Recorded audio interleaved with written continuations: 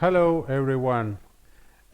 In this video I am going to review the origin and evolution of the Triassic Yanchang Formation from our collaboration project, our project we just finished in between the Argentina counterpart, the Universidad Nacional del Sur and GCS Argentina, and PetroChina from the Chinese counterpart. So, our dissertation today will be focused on the sedimentology and stratigraphy of the Triassic Yanchang Formation in Ordos Basin. And going inside this project, I would like to introduce the location of the Ordos Basin. As you know, the Ordos Basin is located in the central northern part of China. Is one of the most important oil basins for China, this Triassic deposit. As you can see, the present size of the Ordos Basin is, or the present shape of the Ordos Basin is more or less extended north-south. But probably this was not the situation, the original situation of the Ordos Basin. This map shows more or less the location of the study area, the area in which we have performed these field activities in the Ordos Basin. In this area crops out the Triassic in very nice outcrops. All these outcrops have a very gentle slope toward the west and are very poorly deformed. But going back into my introduction, as you can see, the present configuration, the Ordos Basin, is more or less elongated in the north-south direction. But probably this was not the original configuration of the Ordos Basin. Since the Ordos Basin is the result of the Yanchang Formation, is the result of a continental foreland basin relating to this continental collision here. I'm going into the drawing board.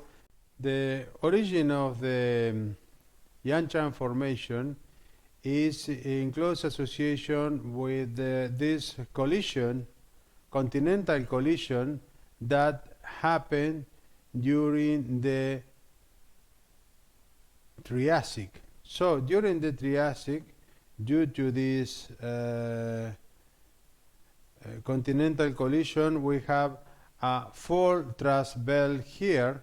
This fault thrust belt here provides some tectonic overload that create a foreland basin, a continental foreland basin. Normally, most foreland basins are marine, but this is an exceptional case of a huge continental foreland basin. As you can see, as most foreland basin are basically elongated basin, elongated parallel to the fault and thrust belt. So this is the foreland basin. But this, if we compare the shape of the original continental foreland basin with the shape of the present Ordos Basin, we can see that the Ordos Basin is just a small part of the original foreland basin. It's probably the distribution and the extension of this Paleo Lake was largely more extended than the present size. If we make some diagram just to show this situation, so we have this fault thrust belt with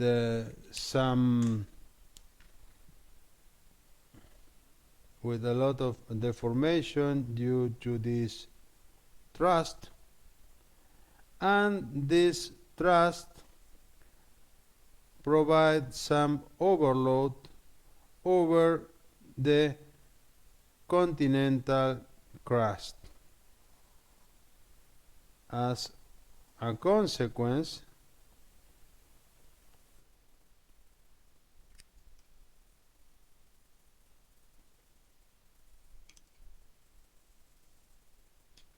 the fault and thrust belt provides a tectonic loading here that make a flexure in the continental crust, and as a consequence you are going to have a subsidence, a tectonically induced subsidence that results in a foreland basin. So this foreland basin was located parallel respect to this orogenic belt created because of the collision of the Kulin Mountains. So the orientation of this foreland basin was probably from northwest to southeast, and is very different respect to the present size of Ordos Basin. As you can see, probably the Ordos Basin, the original Ordos Basin, was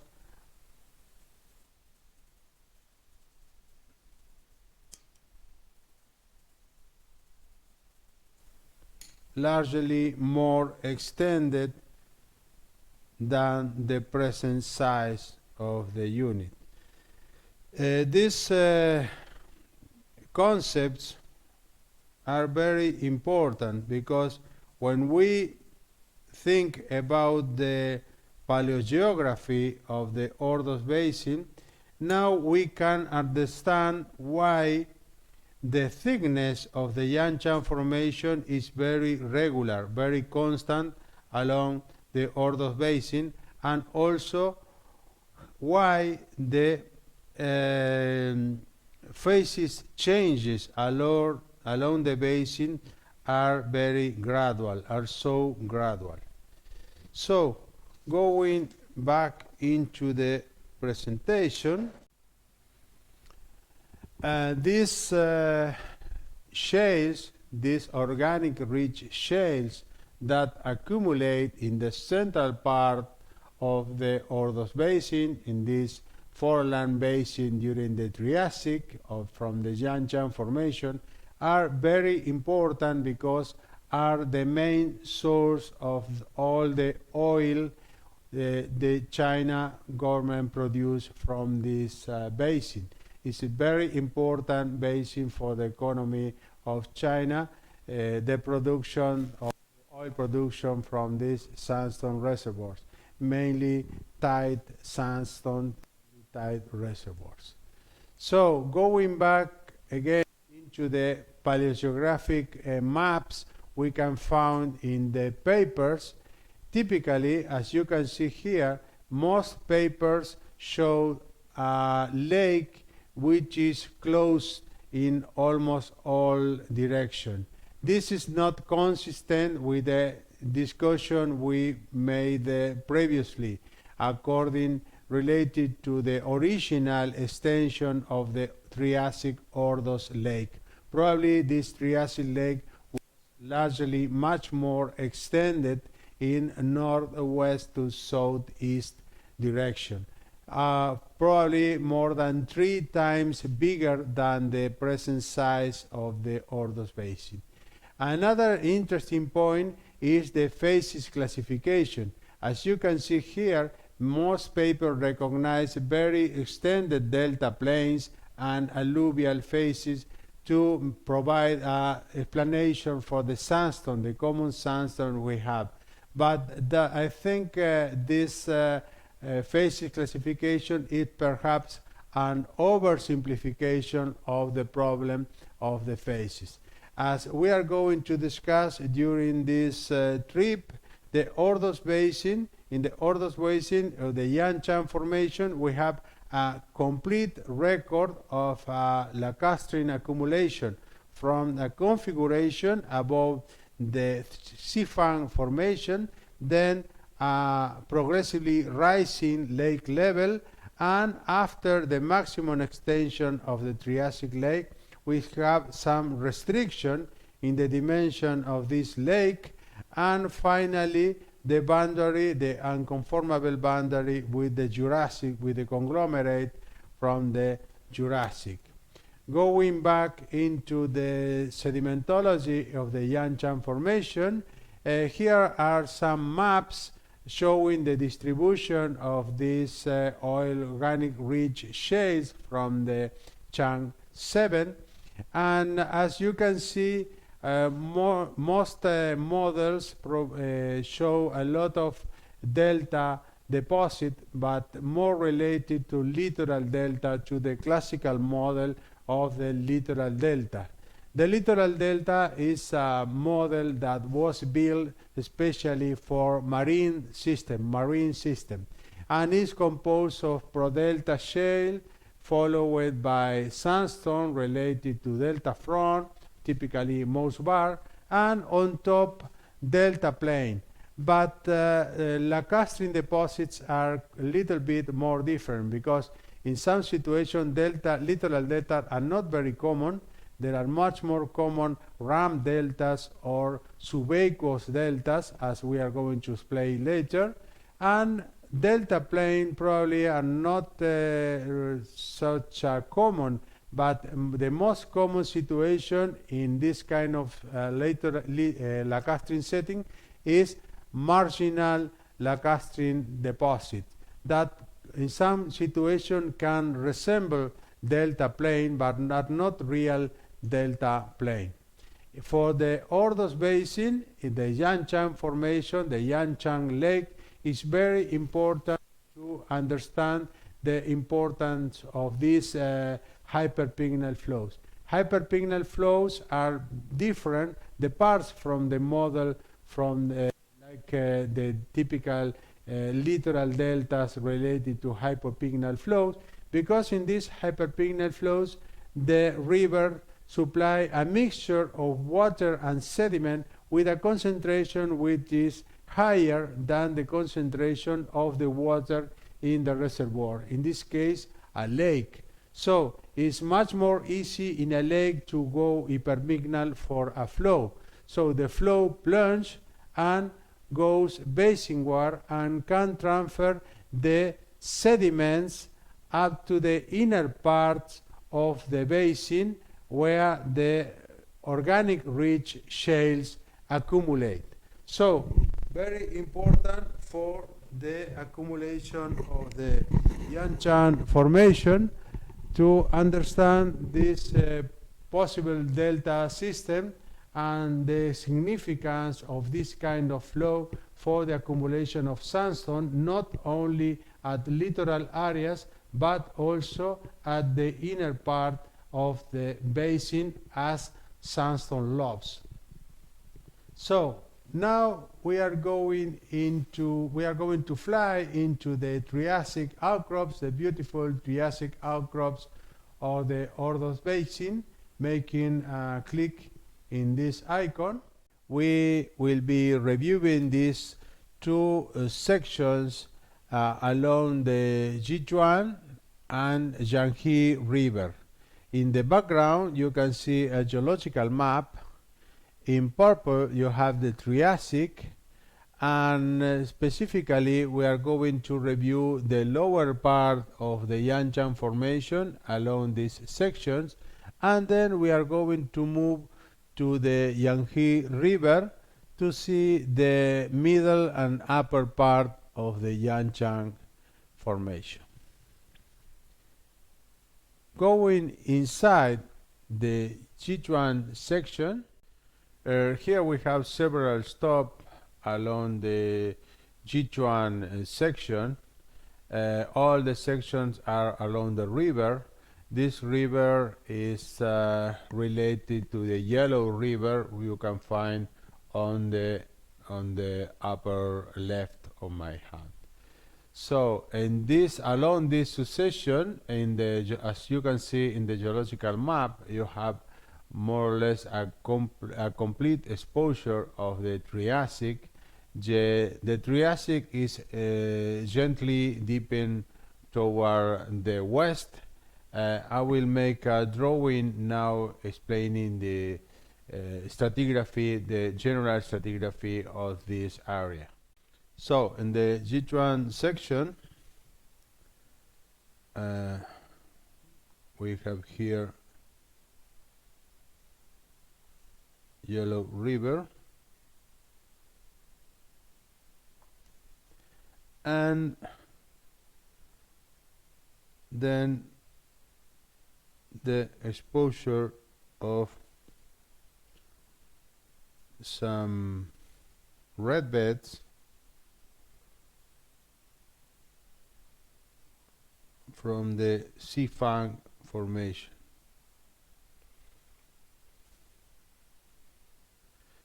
Above the Xifang Formation, some geologists propose an unconformity,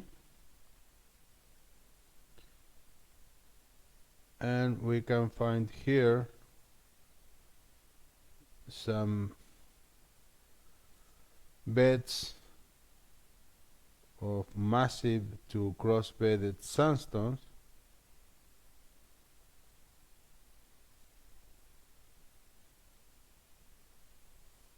forming a succession of fining upward cycles.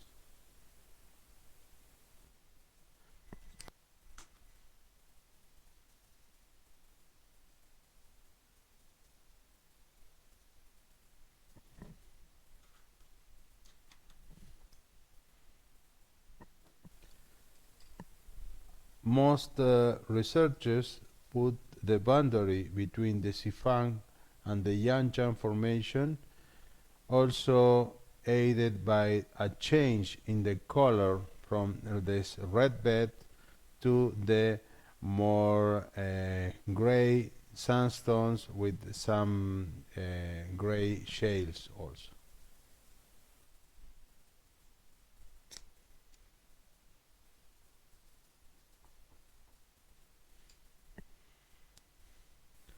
So this is the boundary unconformity between the fluvio-lacustrine or ephemeral fluvial Xifang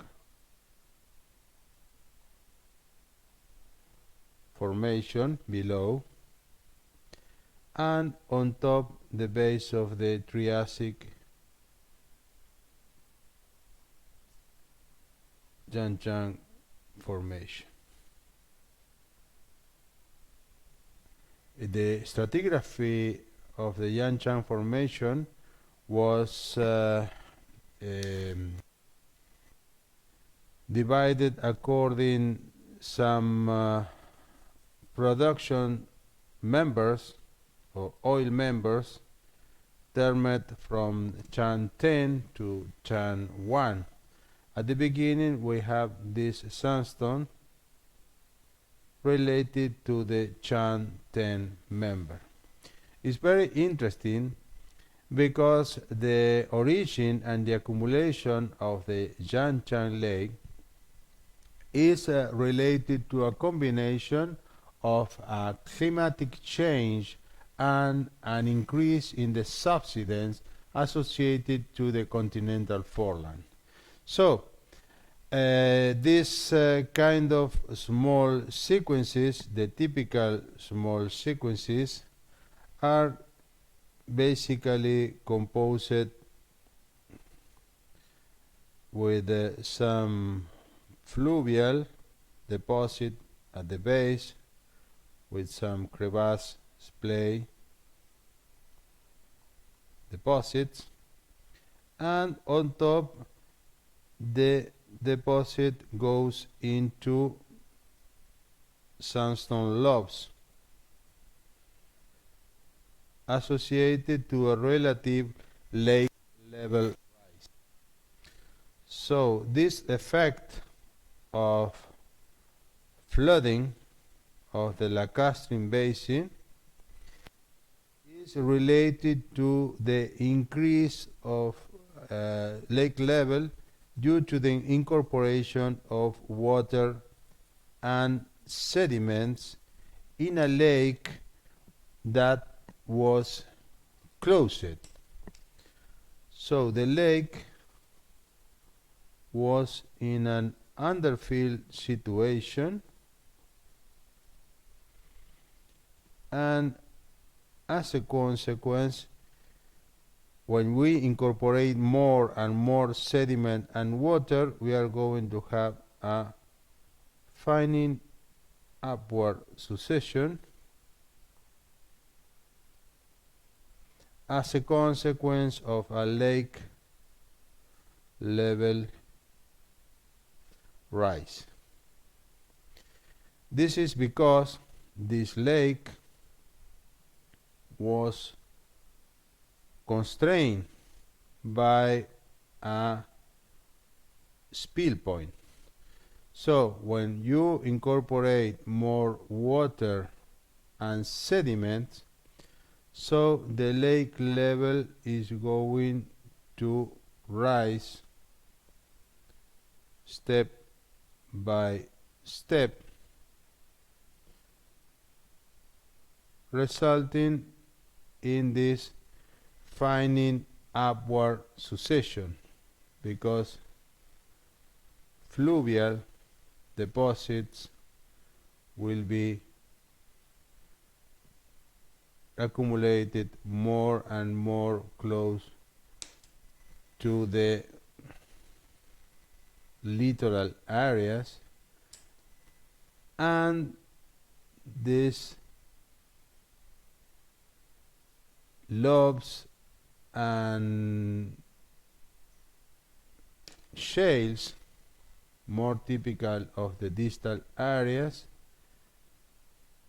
will progressively onlap toward the basin margin. So as a consequence, the typical succession are finding upward sequences related to this relative lake level rise.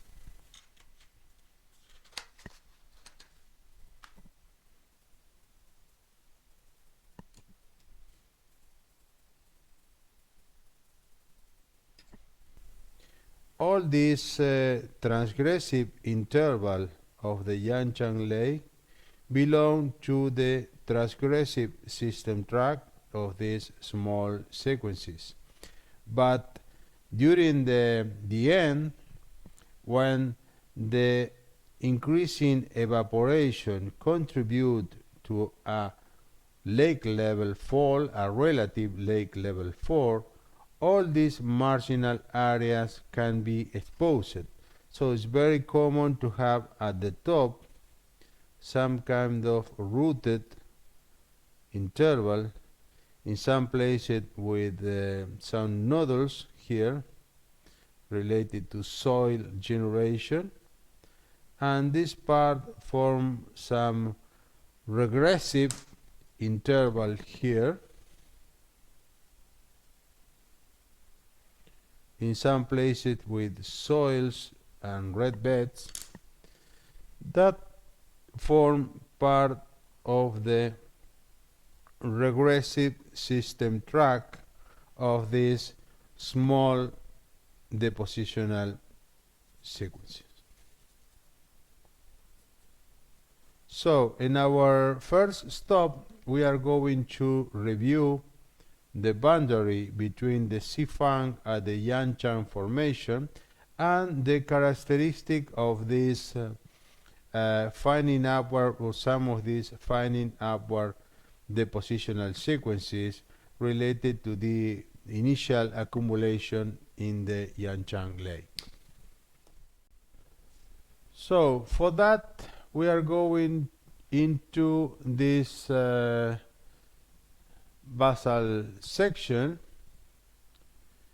Very interesting succession here. We can see in all detail these basal sandstones interpreted as part of the Chang 10, the basal unit of the Yanchang Formation, and this unit is in sharp boundary over the red beds of the Xifang Formation below. If you see, we can see a crosscut here. That one is very interesting, because in all this lower part we have a lot of sandstone with cross bedding and also very big clay clast. And if you trace these levels laterally, I'm going to follow this black line laterally, and you are going to see how this black line ends toward the boundary with the Xifang Formation.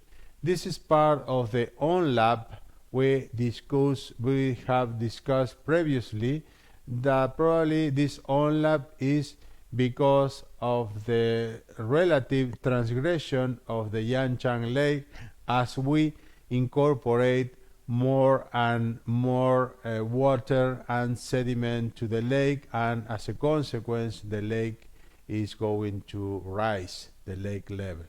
But at the end of the above these lacustrine lobes we have these red beds. These red beds are related to the relative lake level 4 during the regressive system track with this paleosoil. On top we can see the boundary with the next elementary depositional sequence. We can go to the next stop to see some detail of this sequence also. Going upward in the succession, we are going to visit some outcrops here. These outcrops, in this outcrop we have the upper part of the previous elementary depositional sequence in between the Chang 10 member. These are the red beds with some paleosols in the upper part related to this regressive system track.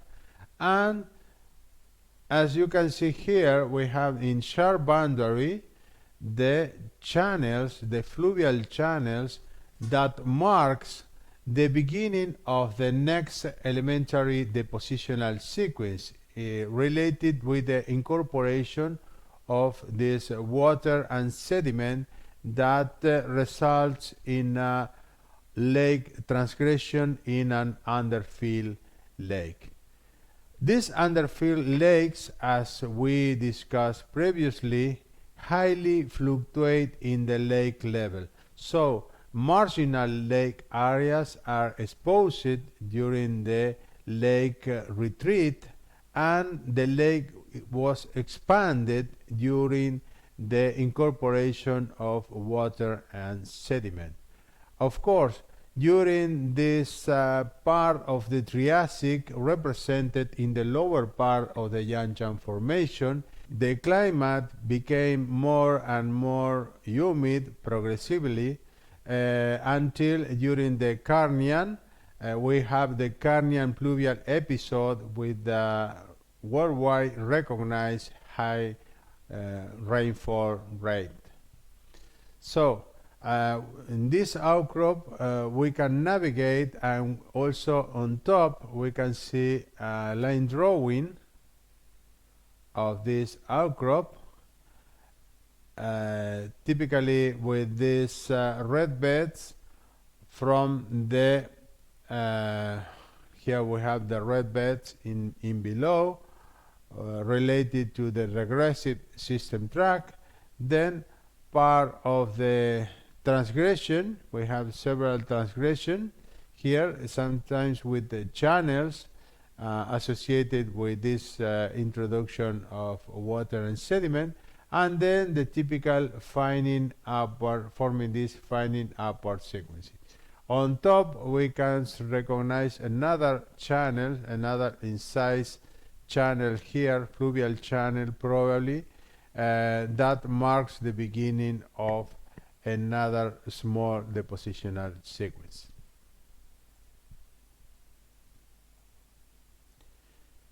Now we are going to move to the Yangtze section to see some beautiful characteristic of this Yanchang Lake during the retreat of the lake. This will give us some explanation about the origin of fine-grained sandstones.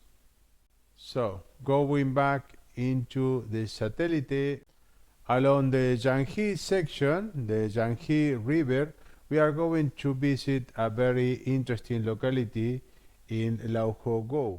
In this locality, we can see some exceptional preservation of deposit related to the regressive system track in this underfill lake.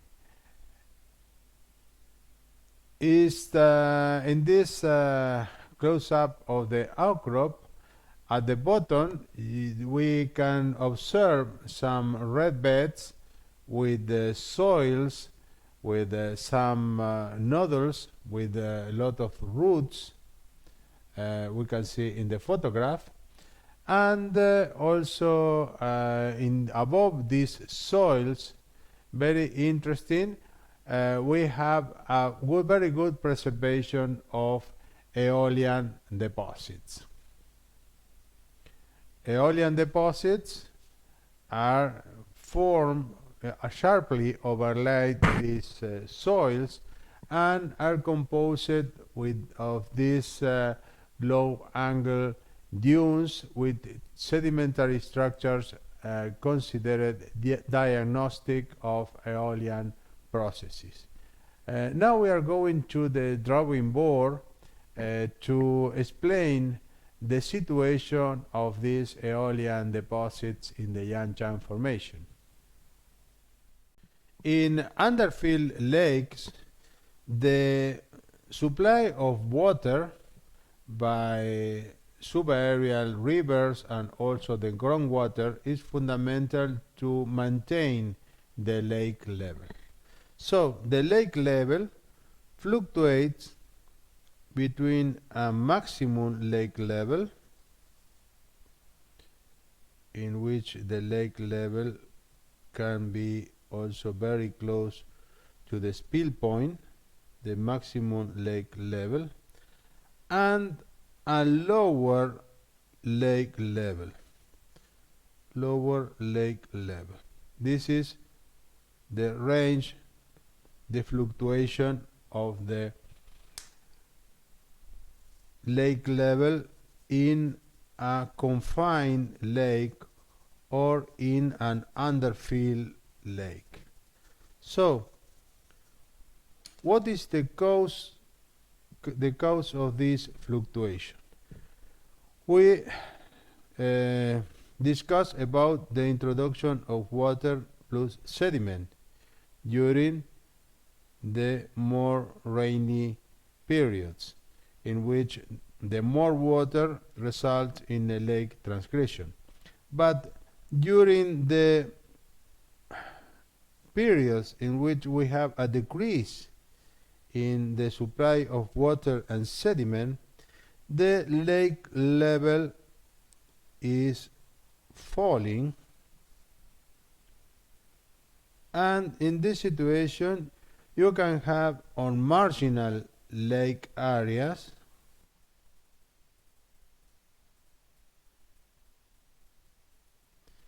the development of red beds and soils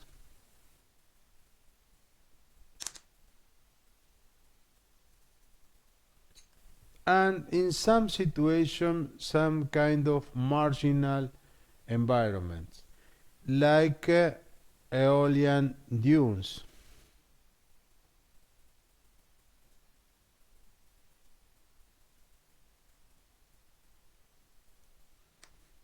The understanding of these aeolian dunes is fundamental since the aeolian dunes can explain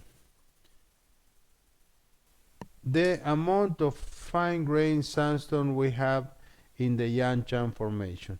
Probably the aeolian dunes are the factory for created fine-grained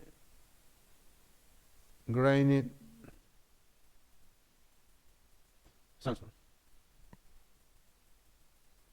So most sandstone are mature in peripheral aeolian system, and when the water and sediment, when the climate supply water again, so this aeolian system or aeolian sandstone can be eroded and incorporated in the lake. So many sandstones you found in the Yanshan Lake are probably part of this aeolian deposit transferred and eroded and transferred into the lacustrine basin. Our interpretation, probably the Yanshan Formation, this foreland, in which we have this very large Yanshan lake, this very large Triassic lake, was surrounded by a very extended desert. This desert was the main supply, the main factory of the fine-grained sandstone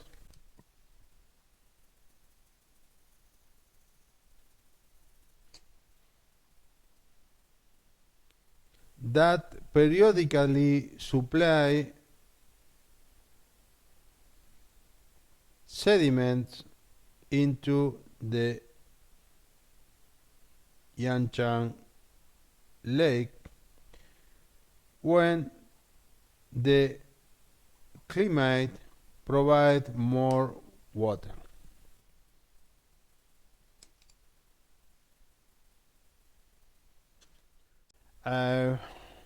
We can see exceptional preservation of this situation, starting with these red beds, with these soils, suggesting a relative lake level fall and marginal area, and some aeolian dunes preserved in between the stratigraphic column of the Yanshan Formation. These aeolian dunes have diagnostic sedimentary structures composed of these internally quartzening upward laminas which are related to translaten stratification, clean translaten. The next photograph, this one, we can see a detail of the quartzening upward succession of this translaten, clean translaten deposition, which is considered a diagnostic sedimentary structure of aeolian deposition. Now we are going back into the satellite Now we are going to move to our next stop to see and discuss the transition in between an underfill, a closed lake, and a balanced field, a more open lake. For that, we are going into the shale monument to see some characteristic of these shales associated to the maximum lake level. Now we are going again into the drawing board to discuss some characteristic of this transition before discussing the outcrops. The Yanchang Formation. In the Yanchang Formation, we have the record of a complete lacustrine evolution. At the beginning, over the Xifang red beds, the Yanchang Lake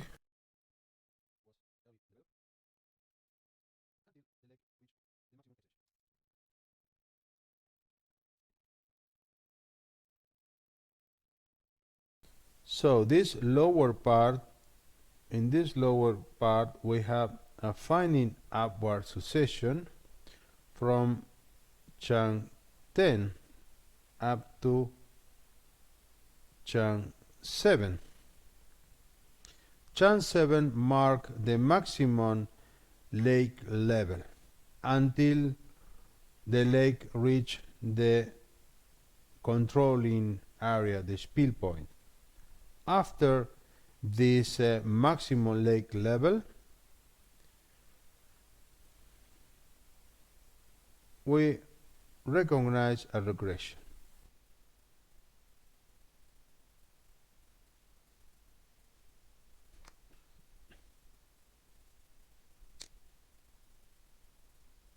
So the upper part of the Yanchang Formation, from Chang 7 up to Chang 1, is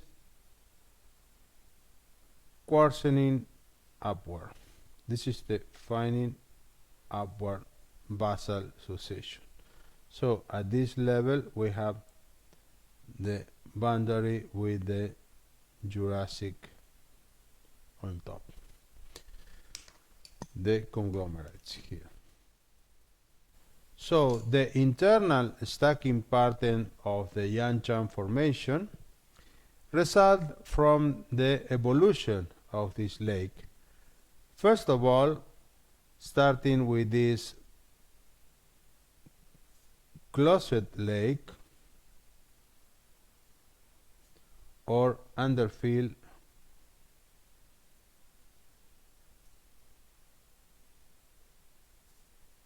lake, in which the lake level fluctuates but is controlled by this spill point, the maximum possible lake level,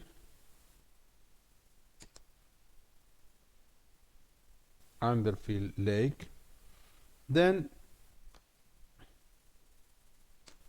we have a situation of a balanced field lake in which the lake level fluctuates in between the spill point, in which the water is drained out, and some level in below.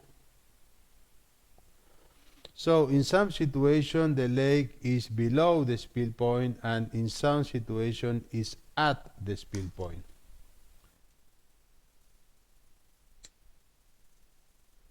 So this condition is known as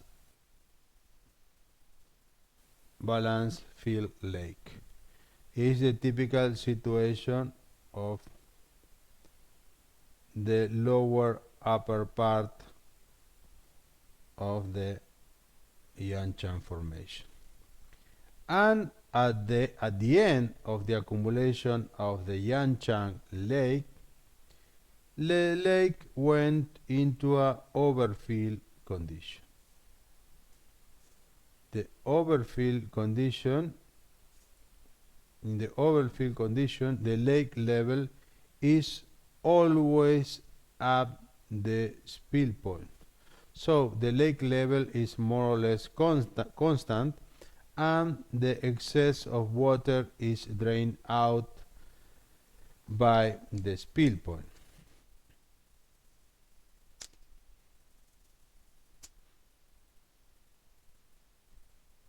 The overfill lake is in the upper part of the Yanchang Formation, and is typical with the development of this a lot of littoral deltas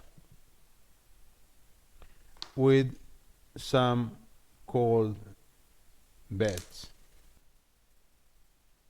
These cold beds are related to very extended delta plains associated to a stable lake level. One characteristic also of this kind of deltas is probably underfilled lake in some situations are not really freshwater lake. This can be some kind of saline lake, or the lake can be some brackish or condition of something like that. Same situation for the balanced fill lake, but overfill lake, all overfill lake are freshwater lake. So probably along the evolution of the Yanchang Formation, we have not only transition from underfill, balance fill, and overfill condition, but also a change in the lake salinity, a change in the stacking pattern. A very important point is the transition from underfill lake, in which the lake level is always below the spill point, to the balance fill condition, because in this point the lake level reach this higher level and breach an outgoing valley. So if we think you make some diagram of this spill point, the lake level, when the water start to be drained out from the lake, probably some valley is carved, and the lake level in consequence is going to fall, regionally fall, according to this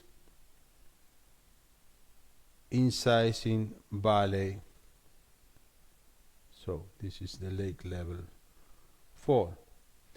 Due to this situation, probably we have our delta system here. We can have some incised channels with a forced regression here. This forced regression is probably related to this lake level fall, due related to this the configuration of this outgoing valley located at the spill point area. So at marginal areas, typically we are going to have some channels, incised channels, or incised valleys, cutting on previous delta deposit, delta plane, and also they can cut also in prodelta deposit. So we are going to see some example of this situation. First of all, at the monument, we can see some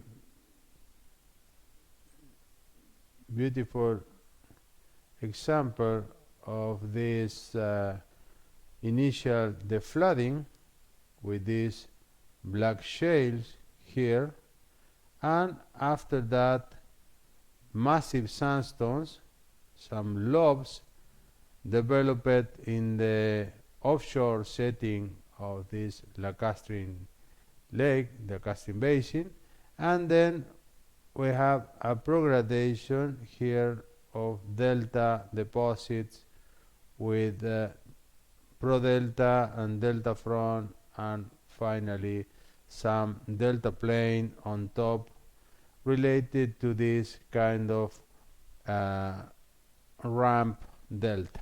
So these are the lobes made of massive sandstone here and with some delta progradation on top. We can go to this floor here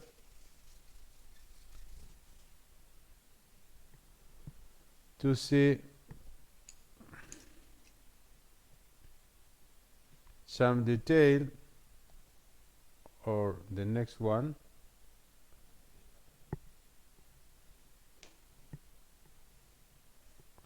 Okay, in this one, if we look a little upward, we can see in some detail the characteristic of these massive sandstones accumulated in offshore setting, sharply overlay these black shales of the Chang. All is related to the Chang 7 member. So going back into the outcrop, this is the boundary between the offshore shale and the lobes, and on top we have this progradation of this littoral deltas, the ram deltas in the Chang 7. Going back into a more general view, we are going to move into the next outcrops. That one.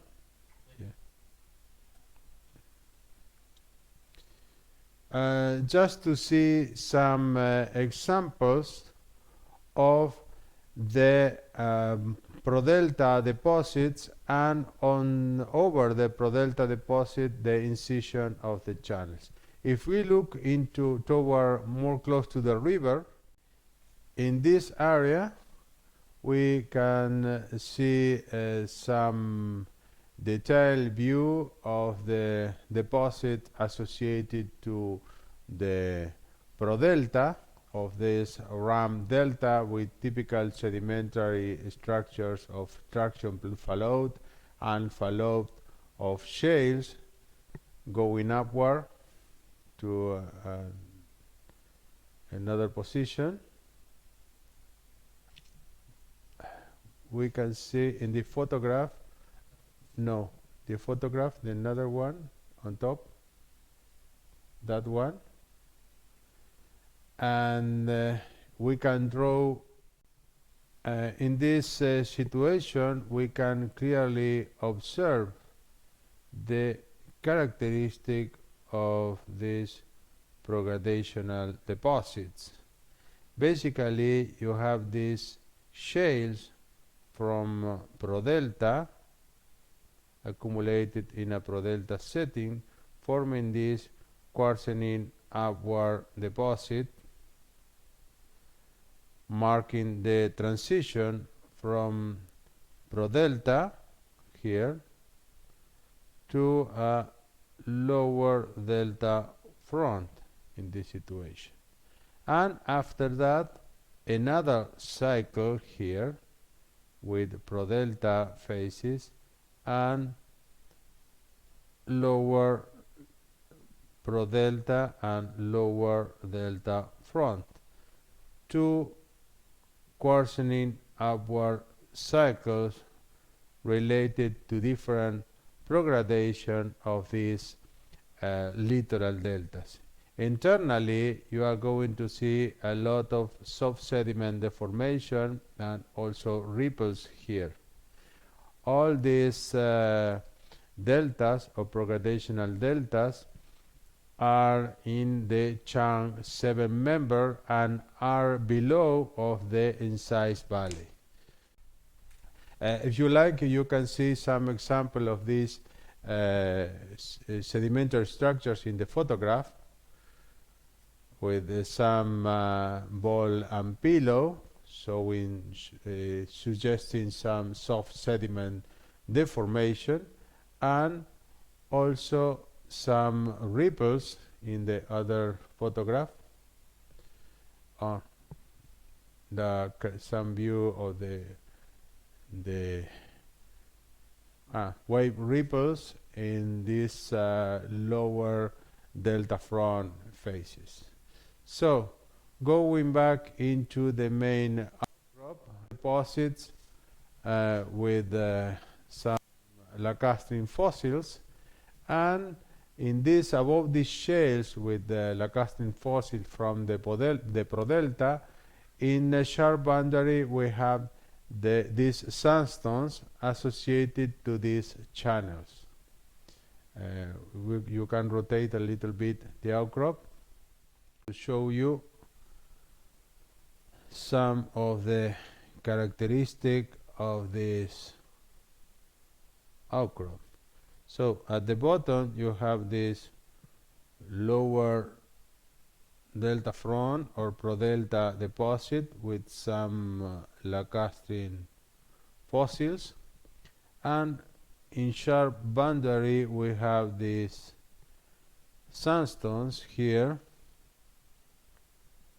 forming this channel fill deposits with large scale cross bedding.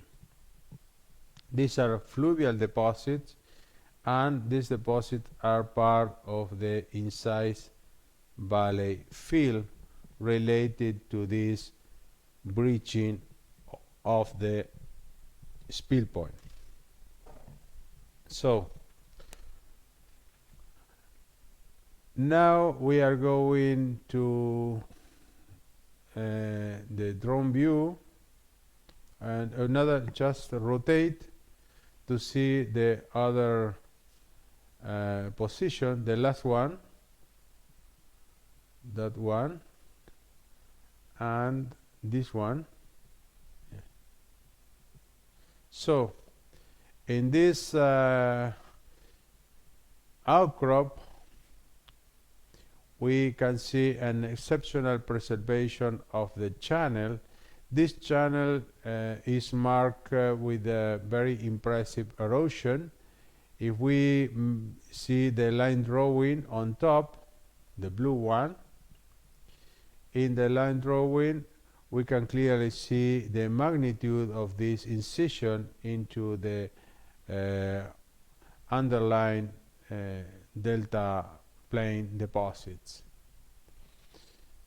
These channels at the top of the channel, this is at the top of the channel you have some, in some photograph, showing this evidence of subaerial exposure of this fluvial channel with some mud cracks. And in the 3D model we can observe the characteristic of the internal architecture of these fluvial channels related to the incision of the spill point that marks the change from an underfill to a balanced fill condition. So this is a very impressive erosional surface at the base of these fluvial channels in the Chang 7th member of the Yan Chang Formation. So now we are going again to the general view, because we are going to fly to some of the successions associated to balanced field condition. Yes, in this one. In this quarry, we have exceptional preservation of deposit associated to a balanced field condition. I will make a drawing. In the balanced field condition, the lake level fluctuates in between a maximum lake level controlled by the spill point. This is the maximum possible lake level, and a lake level which is below the spill point.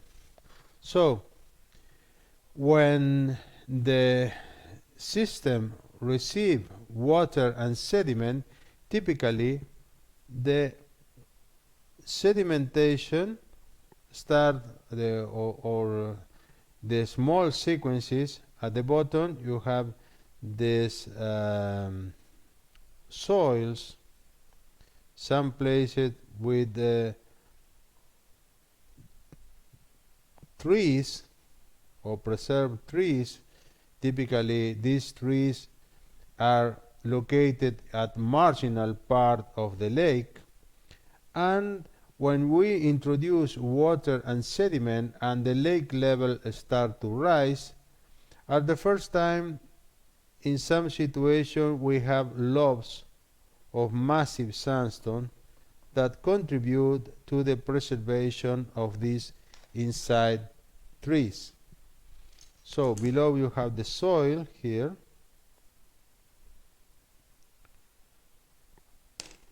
of the previous regressive system track, and then we have the transgression. At the beginning with these massive sandstones, sometimes with some trees in live position, and after these lobes we go into prodelta and delta front deposits, and on top sometimes we have some delta plane.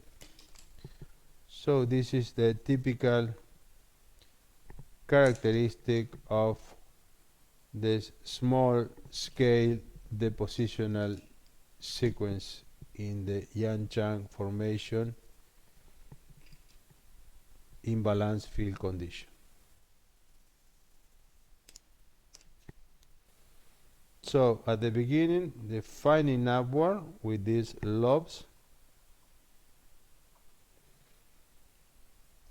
and once the lake level was achieved, then we have the progradation. So this is the initial flooding of the basin of the transgressive system track, and then after the maximum flooding we have the regressive system track, ending with this, sometimes with some delta plane deposit. So going back into the outcrop, we can see some photograph to the side to see some example of these trees in live position.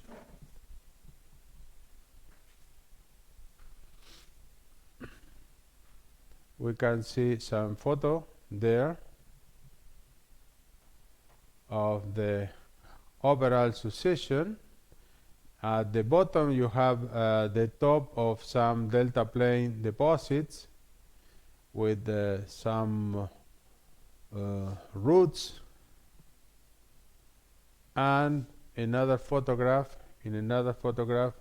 we can clearly recognize these trees in live position preserved in this massive two laminated sandstone related to the transgressive lobes. These are the rooted interval of the delta plane of the upper part of the regressive system tract of this small depositional sequence. Above this, the typical deposit is that of these ramp deltas. We have also some photograph here of this regional succession, and this progradation you can see here from these shales up to the sandstone on top. This is some oil seeps here, very common, and this progradation, I'm going into the drawing board now. This is part of the above the basal lobe. Here we have this quarterning upward cycles here related to the progradational delta systems. You have at least two littoral deltas forming some kind of quarterning upward succession typical of this progradational system during the when the lake get or reach the spill point. So we are going back into the outcrops. Now we are going to see some beautiful example of this balanced field condition with these lobes and ramp deltas in an exceptional preservation in that outcrop.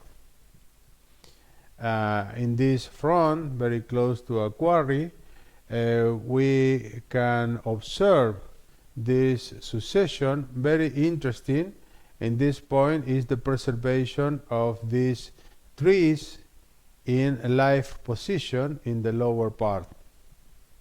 Some examples of those trees. I'm going into the drawing board.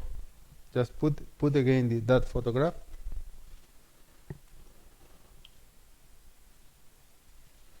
So this is part of the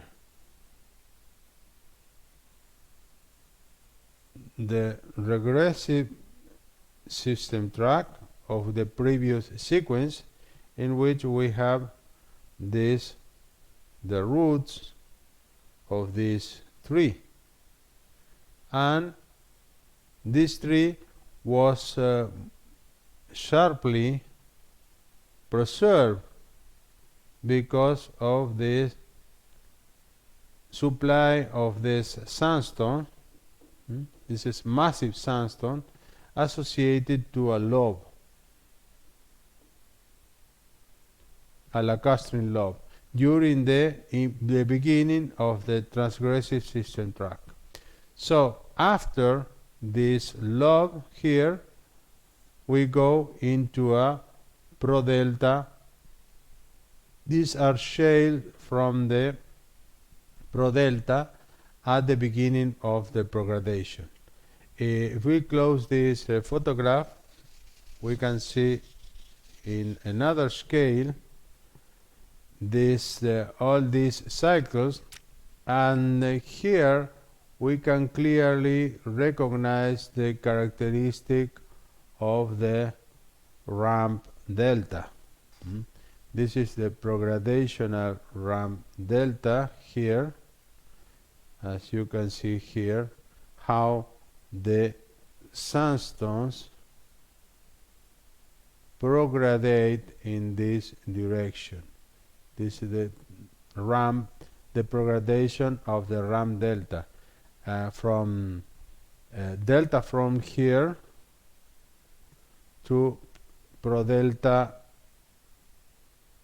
shales in this part. So these are part of the lobes here, some lobes accumulated in offshore, and also here some lobes that contribute to the preservation of these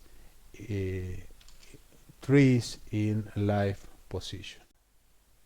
Now we are going to move to our last stop in the Yanshan Formation to see some characteristic of the accumulation in an overfilled lake condition.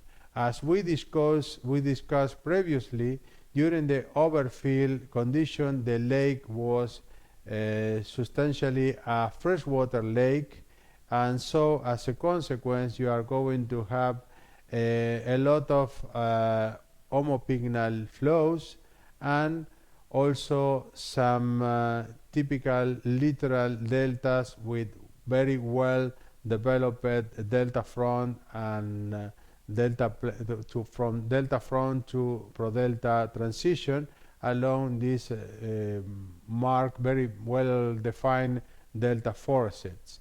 As you can see in the background, I'm going into the drawing board just to show you the characteristic of this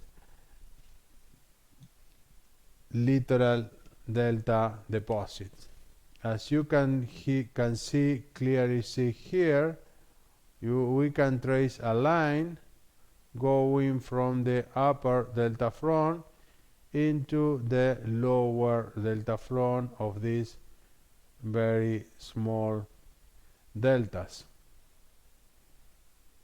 In a vertical scale, we can see here a transition from pro-delta here to lower delta front and upper delta front, forming a typical quartzenine upward succession, which is characteristic of this kind of homopygnal littoral deltas in an overfilled lake. So this is the pro-delta, and then we have here the delta front. As you can see, the delta front is very sandy in this accumulation of this kind of deposit, delta deposit.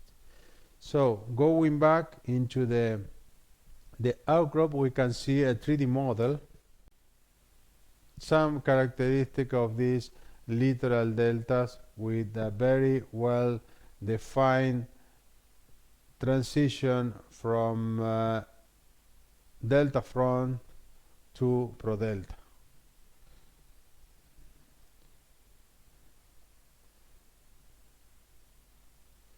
So as a conclusion, I would like to go back to the drawing board to make a final discussion about the evolution of the Ordos Lake.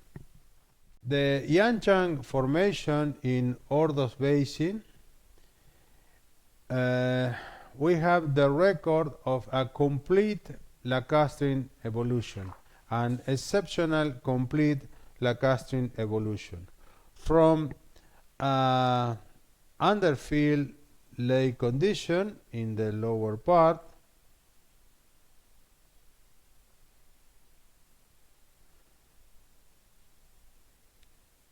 with these shales representing the maximum the maximum lake level, and after that a progradational section.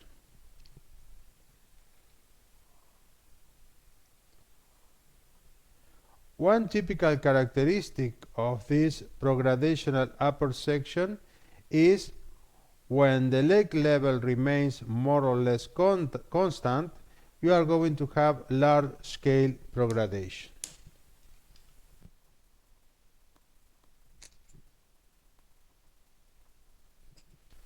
So, if we see the stacking pattern on seismic, we can see at the beginning this transition 1 up to the chunk 7 the seismic show some kind of parallel reflectors. This parallel reflector represent the situation of an underfill lake. After the lake level reach the maximum position and the lake level get to the spill point, then the lake level remains more or less constant. So they go into this situation in which we are going to have large scale clinoforms or progradation patterns. So, but at the end, when the lake level is an overfill condition, we have again some kind of flat pattern on top. So the lower part, the underfill lake condition, is typical of the chunk 10 up to chunk 7. But all this progradation we have here shows that probably the chunk 3 up to chunk 7 are diachronic. So if we start from chunk 3 here, we go into chunk 7 at the same time. This is what the seismic show. So we had to take care when we use these units when we try to make the stratigraphy, because you can see that the chunk 3 here goes into a chunk 4, 5 here, then go into chunk 6 here, and finally chunk 7 here. So along the same clinoform, along the same time, you have different units of the chunk member.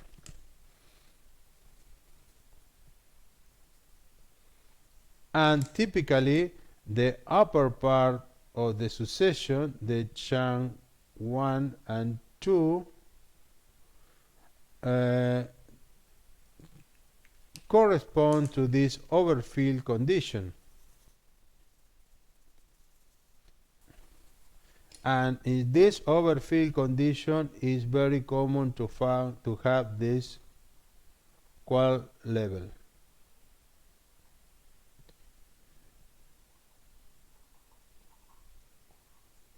So the next step for our study will be to make an integration of all this information we made studying the outcrops with the cores and well logs, so, and also the seismic, so we can get a more rational, more extended idea about the evolution of this very important unit. I will complete this. For example, this is 1, the first interval. This is 2, the interval with these progradational clinoforms, and this is 3 with this upper part or chunk 1 and chunk 2. This part of this chunk 3 up to chunk 7, and this lower part is chunk 10 up to chunk 7. So, this is the two bounding unconformities in below with the Sifang, and on top with the coarse grain Jurassic deposit with this conglomerate.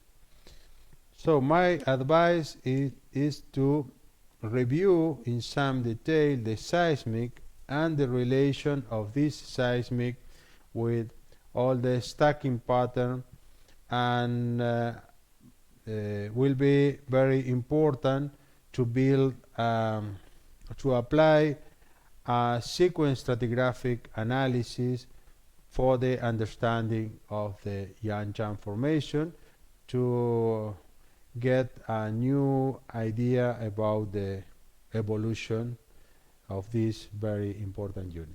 Thank you very much.